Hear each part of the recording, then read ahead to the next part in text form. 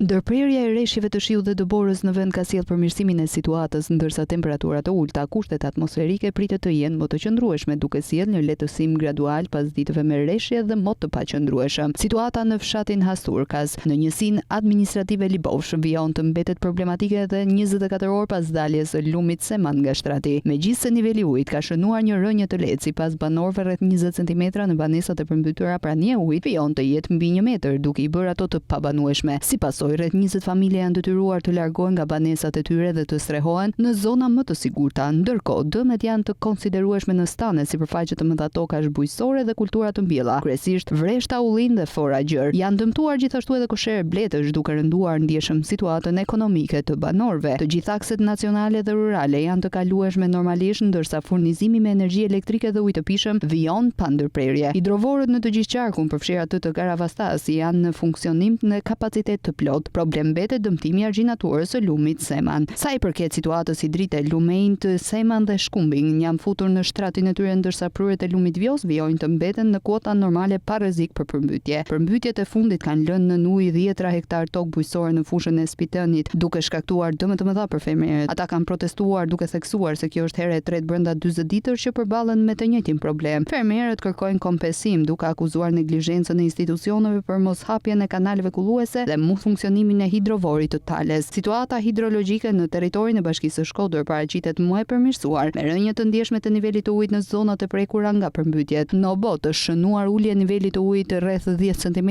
ndërsa aksi rrugor vijon të monitorohet nga strukturat përgjegjëse. Në njësinë administrative dash zonat Urrela dhe Shirq paraqesin gjithashtu rënje të nivelit të ujit pa depërtim në banesa. Pavarësisht përmirësimit, rreth 760 hektar tokë bujqësore mbeten në prezencë uji, ndërsa mjetet dhe varkat e bashkisë janë në kadishmëri të plot. Bashkia Gjorokastër ka miratuar një fond emergjence për 6 milion eurosh për familjet banesat e të cilëve u dëmtuan nga rreshjet intensive dhe përmbytjet e ditëve të fundit. Këshilli Bashkiak ka vendosur që 14 familje të strehohen në banesa sociale, ndërsa pagesa i qiraz dhe subvencionet nga bashkia. Banesa e tyre janë dëmtuar rënd nga erozionit dhe përmbytjet, duke e bërë të domosdoshme largimin e menjëhershëm nga vendbanimi. Paralelisht po vijon procesi i evidentimit të dëmeve në banesa, biznese dhe prona për kompensim financiar.